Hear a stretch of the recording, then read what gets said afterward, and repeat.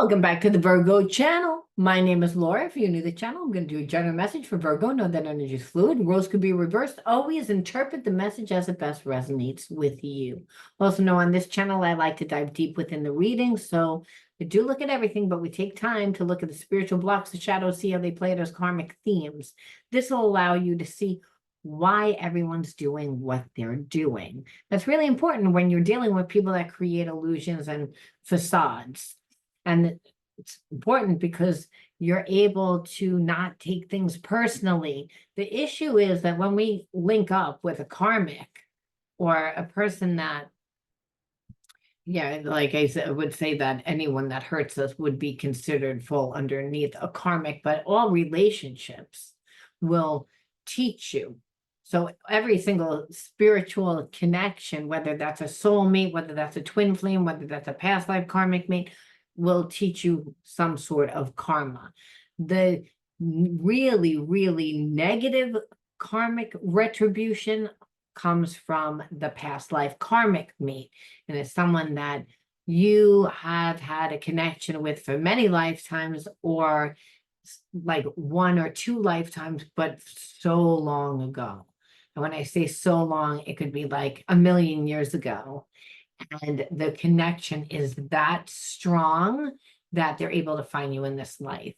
And that there is a love. Every single one of these soulmates that bring karma. Also, the paradox is there is unconditional love. We wouldn't stick around long enough to learn the lesson. So understanding why certain things happen and why, again, maybe you are attracting a past life karmic mate. At this point, it could be because you just haven't learned the lesson and it's been a few lifetimes. And so again, that's why the karmic retribution is so bad. Where people say, I don't know, I really thought that I was going to wind up with this person. They insured me. I really thought, and then they ripped the rug out right from underneath me. And just like that, I feel like they disposed of me, like I never mattered. That's a past life karmic me. Because now, if you were really banking on that person being your future, now you're confronted with going into the unknown. Well, what am I supposed to do? And so it creates multiple problems.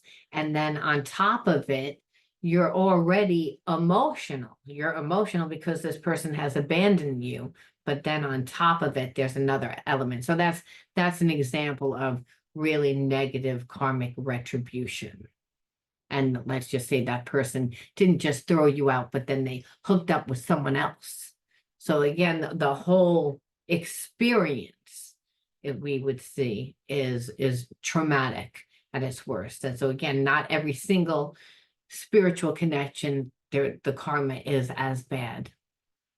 When we're looking at shadows, the karma is just as bad because you're dealing with people that have poor character. See, when we're looking at the shadows, we're looking at the spiritual and psychological blocks. The psychological and the emotional blocks are what your spiritual blocks are. And behaviorisms happen from that. So becoming aware of how you contribute to the undesirable life experience that is playing out allows you to many times break karmic cycles, quantum jump into a reality that you would rather experience than that experience that would keep you stuck and bound to a place of disempowerment, fear, anything that's derived from fear, right? So lack, lonely, fear.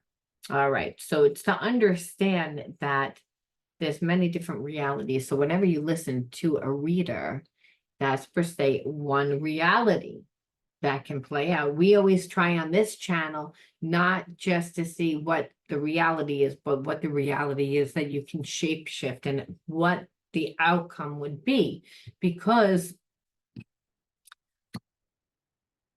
you're able to then make a wiser choice for yourself. All right, so let's see what the underlying energy is. I'm looking for my cards.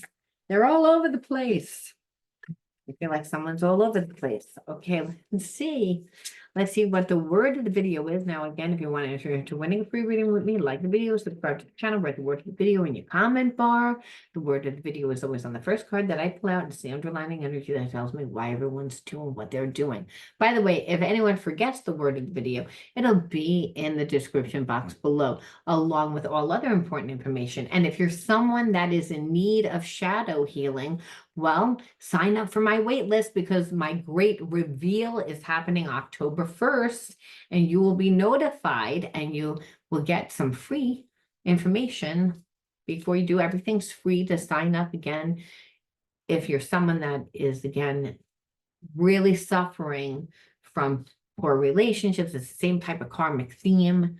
You don't have to live in limitation anymore. I mean, we've come to a place within our evolution that we realizing that we can heal ourselves, that the body and mind are self-healing organisms, that there is a divinity inside of us. If we're living in alignment with the laws of God, the laws of love, the laws of nature, and the laws of the universe, which are all the same thing, well, then we can manifest the life that we want to have. So when I'm saying that, again, we can be in alignment with all those things, which are the same thing, when we are at the energy of unconditional love. When we detach from ourselves, that's where the shadows come from. A lot of times we're not even aware that we detach from ourselves. What we're aware of is that things aren't working out. So again, if you're someone that suffers, now is the time to take advantage, to join my wait list. Again, now let's see what the underlining energy is. The underlining energy is criticism. Criticism. I think I actually got that word last night. I hate when I get like the same word. It's like, but you know, sometimes the energy stays the same. It just does. But it's like, I'm going to pull another one just to, and we'll see again, what else. My hands all of a sudden didn't want to work there. So weird. Okay. And it's again disequilibrium. Well, that explains why my hands didn't want to work. I feel like this person's really out of balance. And they're out of balance because I feel like they can't manipulate the situation. See, this person's really out of balance because they're living in survival mode. And they're living in survival mode because they love to create drama. And they've created drama. They should have apologized. They can't take any type of, not even just apologize. This person can't have a conversation without hearing it through distorted filters. So they see everything as a judgment, like you're judging them, like you're judging them. They see everything as a criticism. And that's because they have a lot of unhealed parts of themselves, which is why they're out of balance. Out of balance means that they're more up in their head. They're detached from themselves. They let their emotions dictate their lives, but they're not emotionally intelligent. So they're all over the place because they don't trust themselves. When we don't trust ourselves, that's the main reason why we're imbalanced. And that's why this person hears everything through distorted, ear filters. It's like they don't hear a conversation. If you even say, hey, let's go to the movies, an example, or let's go here, they say, you're telling me what to do. Where you're like, I'm not telling you what to do. It's like they get triggered very easily. So I feel like hanging out with this person, being around this person, you felt like you had to watch like how you talk to them. And I feel like they were kind of gearing you to that for that. Like you had to, if anything, if you said anything to them direct, they would see it as, again, an attack. But then if you didn't say anything to them direct and you tried to sugarcoat it, which is the way that they like, then they would pretend that they don't understand because you're not direct. Well, I don't know. I don't know. You didn't tell me. But then, so it was always a catch-22. And it's because there's a part of this person that doesn't want to heal. And that's because they live in fear. And we're always going to live in fear when we don't trust ourselves. And so the thing is that this person tends to also have a very excessive behavior, and they're not grounded in reality. They're grounded in their trauma. So it's like they get into they feel that have a perception about them. And so what they'll do is they'll just overstate the situation and trying to convince you, trying to manipulate you, trying to gaslight you, trying to tell you what you did see, what you didn't see. And I feel like they get very overstimulated. So in the excessive behavior, it tells me there's a lot of obsessive compulsive behavior. Like this person may have OCD, they're very controlling and they can't help it. So they might seem extremely clean, very organized. They have very excessive energy. And that's again a manifestation of when we don't know who we are, we don't feel safe. We want to control our environment. And so that's the thing. This person like doesn't want to see real reality. Having a conversation with this person and being deep and getting intimate, they'd have to be vulnerable. They don't want to be vulnerable. They don't trust. They're lost. Again, and that's again, they're lost because they don't know who they are. They don't really feel that they have a purpose. They don't really have any direction. So, and again, it comes from not knowing what to do. This is a person that I'm not saying that they don't have a job, but they don't feel connected to that job. Every day is Groundhog's Day. There's no passion. And because passion really comes from not just where we are putting our time to like lose ourselves through our hobbies and our interests, but it's also the deep connections that we have with people that fill our hearts. This person is like isn't rooted anywhere. And that's again why they're imbalanced too. And so what has happened is that they don't really trust relationships because then they go into relationships and they get into relationship with people that want to constrain them, that want to give them to give up all of their power. But then what we saw here is that they came into this connection and they wanted you to give up all your power by creating a lot of rules. And that's why I'm saying I felt like this person had obsessive compulsive behavior where they were very controlling. And that's really what it is. It's like they don't feel safe unless they're controlling you in a relationship or anybody that they would be in a relationship with.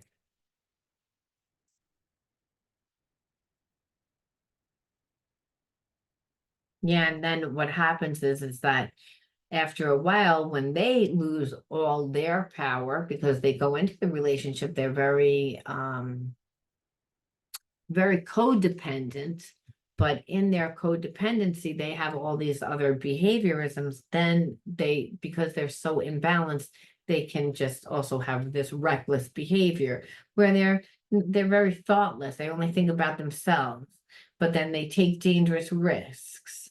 So anything to it for excitement, because understand, if you're always controlling yourself and trying to control everything else in your environment, then what happens is that this person goes from one extreme to another, and anybody would. That's the behavior, because no one can force themselves to really try and have everything perfect all the time, control everything all the time. It takes a tremendous amount of energy, and then there's a lack of happiness, and you're not manifesting anything positive.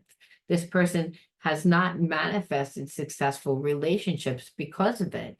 Now, understand this happens when you grow up in very, like, you endured some sort of very traumatic experience, whether that was sexual abuse, whether that was being molested, whether that was It was a violation of betrayal. And so that's why this person has a lot of these other behaviorisms of OCD and a little bit narcissistic, but they don't really mean to be, but OCD and obsessive compulsive behavior, and where they again kind of live in their own world because they haven't healed. So again, going from one extreme to another, that you would say, well, again, you're trying to control everything and everything's so perfect all the time, and then but life is boring.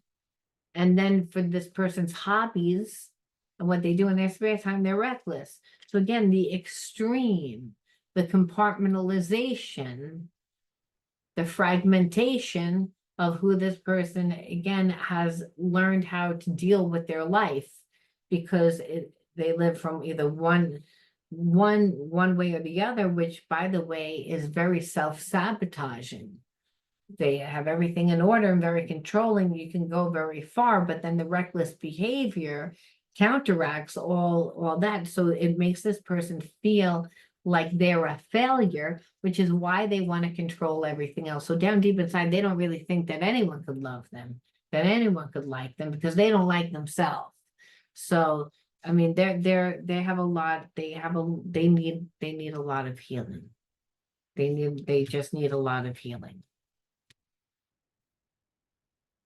And this can be healed. It's not like it can't be healed. That's the thing. But we have to love ourselves enough to do the healing work. And that's the thing. Where this person tends to like always make excuses, okay, reaching, trying to justify what they do. It's not really, if they make a lot of excuses, and I think they hide behind the experiences of the past, why they do what they do. But again, it's a justification, and it allows them to stay stuck. But in that, they don't feel good. And then what happens then, which I was wondering when addiction was going to come up. I was wondering because escaping, they use substances to like diversion to avoid reality. So again, this is why they're also a little deluded. They're deluded to the way they don't see the way that they are. They don't see what they do. That a little something like grows into a big something because they don't know how to communicate. They're not emotionally intelligent.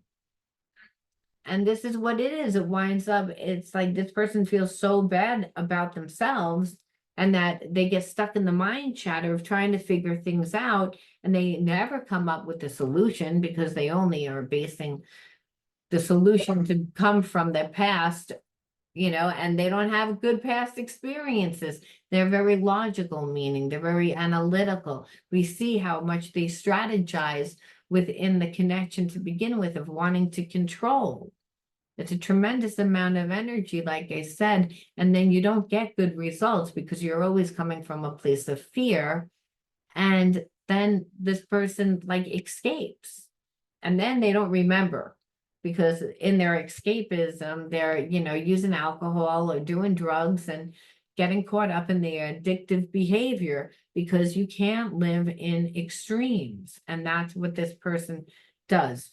And that's what will happen with severe trauma that our society doesn't talk about. Our society doesn't talk about when the energy stays inside of us, what happens. Yeah, it turns to cancer. We know that. And it turns to other physical debilitating issues, as well as mental and emotional issues. But there are telltale signs before a person is going to get really sick.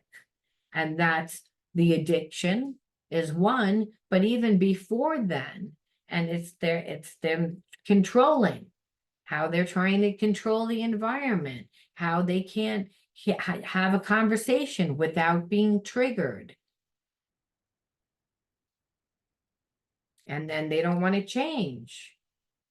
And then the irony is then you try and talk to them and they go to the extreme, which is being fragile.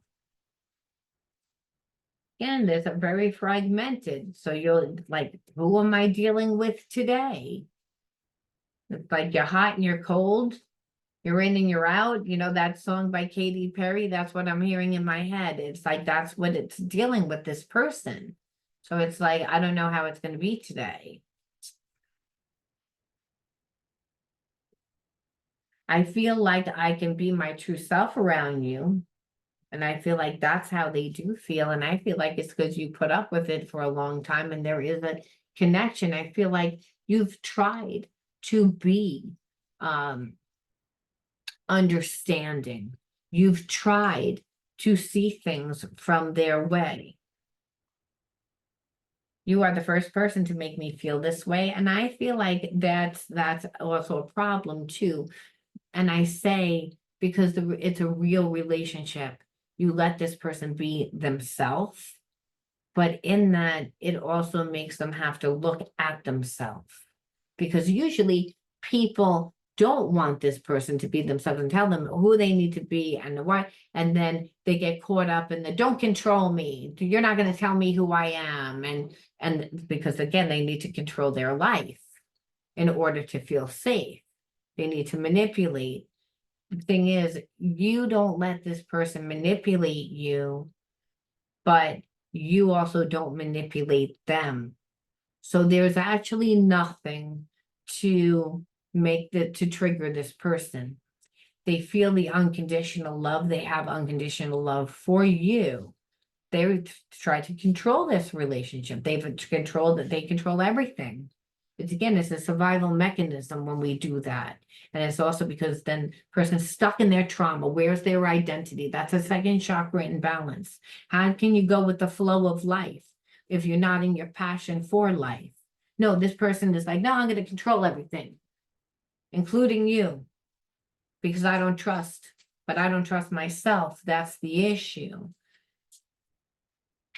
But now I have feelings, and those feelings make me go deep.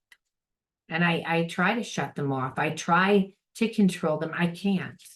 I've never felt like this before. So there is a spiritual element. I'm sending you loving energy. Can you feel it? This person would like you to come back into their life. I feel like one thing led to another, and they say things and you were like not putting up with it, and like you reached your boiling point because this person chooses to stay stuck and they do it by playing dumb. So you're like, I'm not going to tolerate it. It's like, I see exactly what you're doing. They're battling, I see what you're doing. You're battling inner demons. Even though you're trying to come to me, you're stuck in your addictions. You're stuck in whatever. And because you're not with me. There's an issue. You can't battle your inner demons by yourself. You need help. And that's the issue. This person needs the spiritual help. And that's because of the severe trauma that they went through. So there's always obstacles, there's always problems because this person, will always self-sabotage themselves. They'll always self-sabotage themselves. So, I mean, do they have feelings? It looks like they do have feelings. It's not like they don't.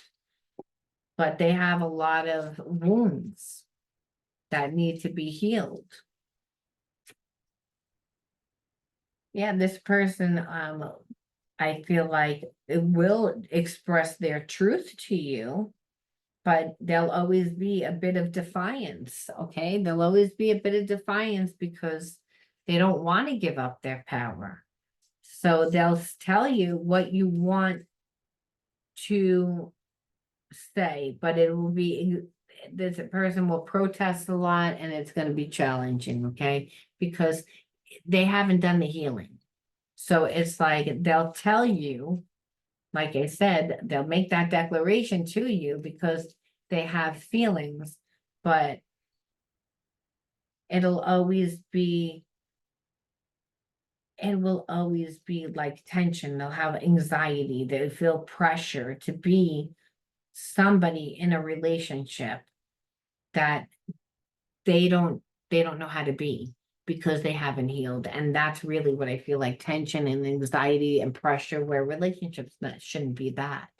It's only that if you don't have an identity, because then you wind up giving too much or you don't give enough, because it's a balance issue. And what we see here is that they control. So if they didn't give enough or gave too much and then they're just controlling you, you lose your identity.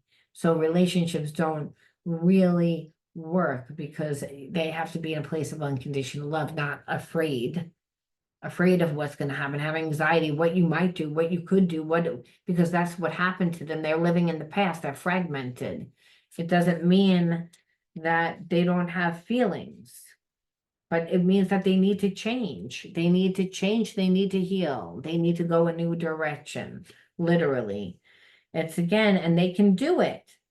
They can do it, but they have to, again, like, look at this, like, become a master of themselves. They'd have to like learn how to heal. They have to, there's a part of this person that needs to work with their energy. Like, listen, like, it doesn't get more than become a master. Every master starts off as a disaster, no lie. So, I mean, when we look at the deep-seated wounds and nothing's been done with them, and the person's an adult, those wounds are taking up space where identity should be. This person doesn't have identity. They're too busy controlling. They're too stuck in their behaviorisms, habits. Doesn't mean they don't have a job, but they have a job, but they're not, that's not passionate about.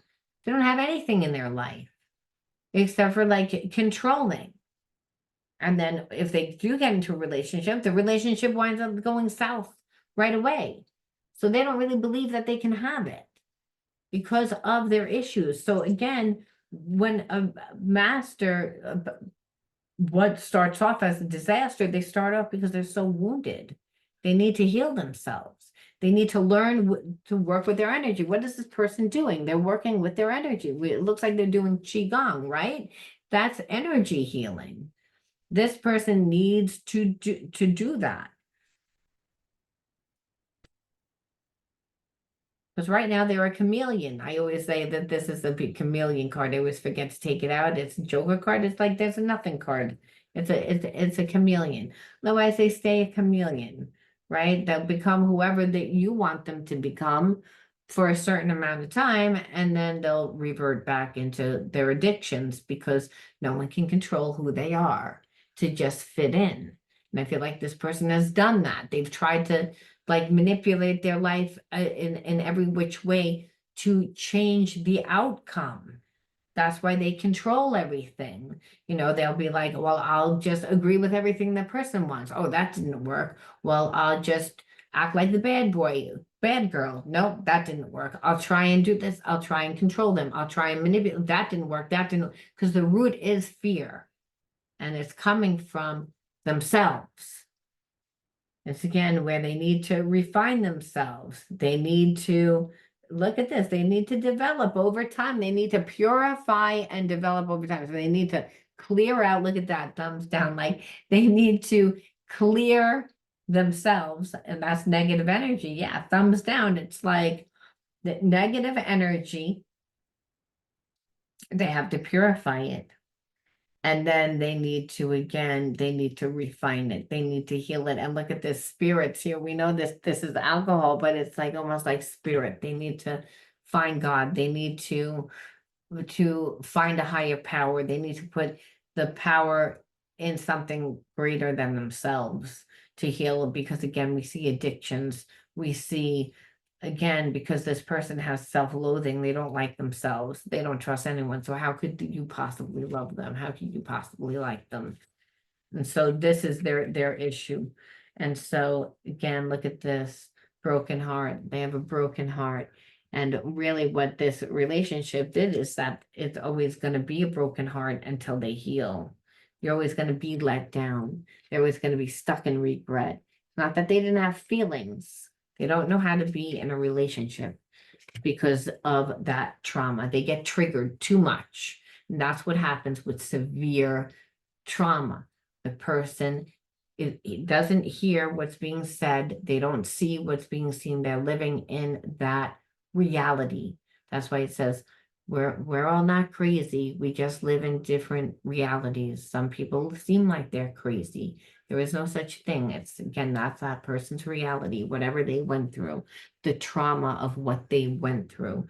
And what we see here is all the behaviorisms and why it's next to impossible to be with a person that is so fragmented.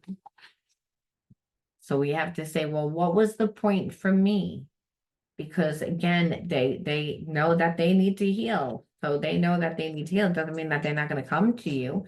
They're going to declare to you, but it's not about love. It's about or caring. It's about the fact that they literally can't be in a relationship because it's like almost like it looks like mental illness, but it's really spiritual illness. Is that person is so spiritually sick from again that experience and just attracting more and more, and then having behaviorisms that are in alignment to try and counteract that. They grew away from themselves.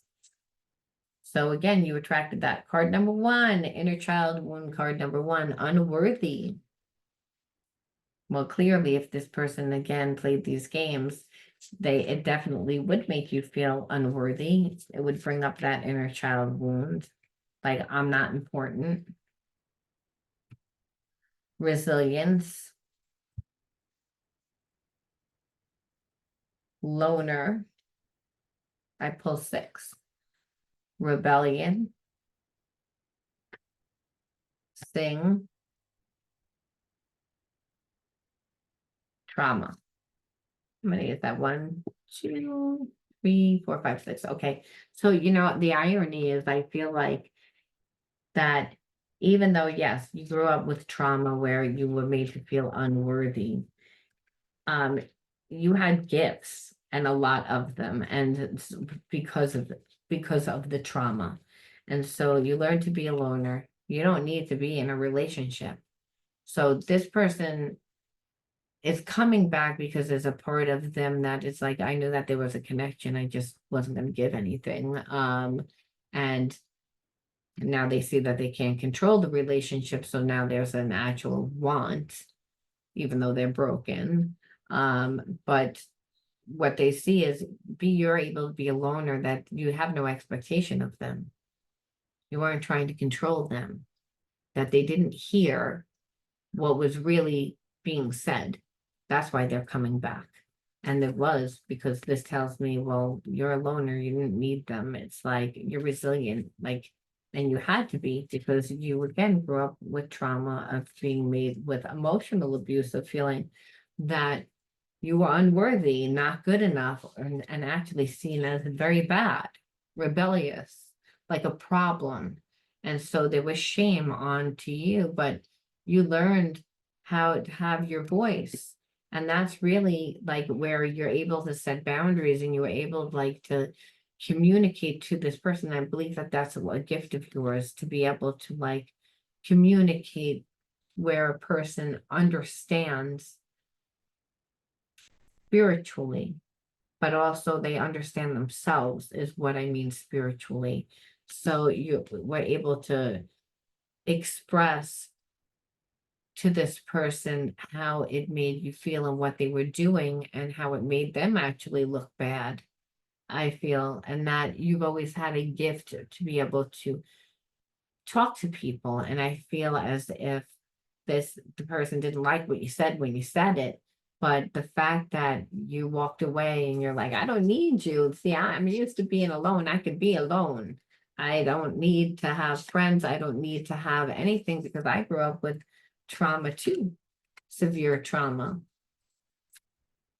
where again, I had emotional abuse, psychological abuse. To feel again unworthy is that emotional and psychological. You're ignored. I'm not going to give you anything because you're not really worth it. It's like when you're being around a parent that does that all the time, they're again not acknowledging you. You become invisible. This person kind of brought up those feelings again, but it wasn't a negative thing because you found your gifts. And what you saw is that, well, yeah, that was kind of like a little shitty thing to do, but I don't need you, and that's like was the real takeaway because I feel like you also integrated your spiritual block of that feeling unworthy, and that when you walk away from somebody that you have feelings for, even if like they are that way, they have a lot, you still had feelings. You didn't try to make it work, but they made you also feel unworthy, their defect. And that's what I was saying in the beginning. A lot of times, or I think I said it in the intro, I might have not, I forget, but it's that when you're dealing with someone that's spiritually blocked, a lot of times they'll project how they feel onto us. And then here it is now, they've wounded us to make us feel that way about ourselves, where no one can make us feel that way. And that's the irony. This person wasn't able to make you feel that way. And now they're like, oh, you don't need me. You don't have expectation. Now I'm intrigued. Now it's like, I want to come back. But again, they're broken. So it's like we don't ignore that. We look at their intention. And I think, like I said, yeah, I was gonna say it's like, ever gonna heal? Are they ever gonna, and it's like, it's uncertain whether they would or not. All they know is that they want to like offer that olive branch. They don't like to be in separation. You can expect it no later than the winter. They've become self-aware of their ego and how they've been, with their blinders, not seeing things from their way. And the truth of the matter is that they have strong feelings for you. There is love. There is that. It's almost like they want to maybe give a little romance or like offer like something because you lift up their mood. It's like, and they are going to announce that they are going to finally express how they feel. Because again, look, there's love again. And I think that that's the thing. This person does like is going to come to you and is going to say those things, but it's like it's going to take a lot of time for them to heal fully. So, I mean, they are going to offer it, but understand they're still fragmented. They still need to do healing. Is their attention good? Yes. But you would actually have to be the very strong one. It almost looks like you'd, even if you're not older, it almost appears like you'd be like older. You'd be like a soul. There's all different soul mates, right? So this would actually be not, if this person really wanted to step into this version, they would need to, you'd have that teacher student dynamic. I couldn't talk there for a second. Student teacher dynamic where you're teaching them, but again, the relationship wouldn't be able to go that deep because you wouldn't be able to be 100% vulnerable because you wouldn't be able to trust this person 100%. So they did draw certain things out inside of you. And it doesn't mean that you can't, again, be friends with this person or, balance it. It's just, like I said, people don't change by themselves. Spirit, the universe, whatever you want to call it, brings us people into our life to help us. And so sometimes they stay for a day, sometimes a season, sometimes for a lifetime.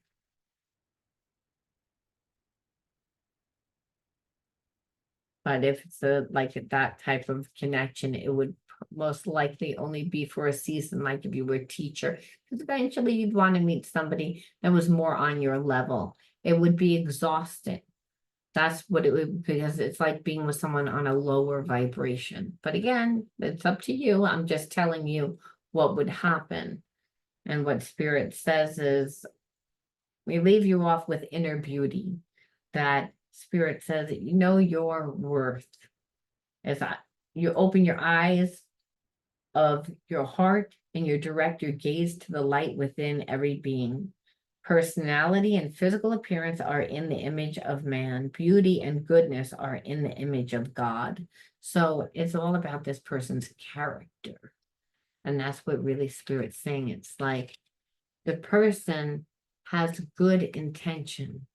However, their character is not really in alignment because it can be coming from a survival perception. So again, you'd have to be the teacher. And really, I feel that it's love them, know that every single person has spirit inside of them. Every single person is of unconditional love, but also know what you're getting yourself into. And as always, look at the character. Don't get caught up in the appearance, because again, there is chemistry, there is a connection. Otherwise, you wouldn't be there. But that's on the lowest consciousness, which is just the physical. And the physical is only surface deep, where Spirit's saying you need to go deeper. It's about the inner beauty. All right, Virgo, you let me know how you resonated with this one, and I'll talk to you soon. Bye.